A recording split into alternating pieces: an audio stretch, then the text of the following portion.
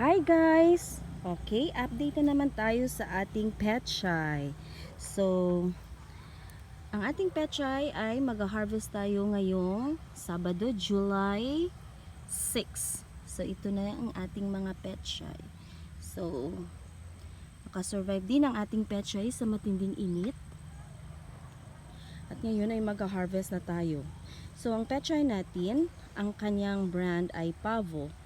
Ito ay seeds ng East West Seeds Philippines.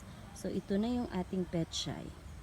So kahit papano goods yung kanyang pag-grow. Ayan. So hanggang doon yung ating petchay. Ayan dyan.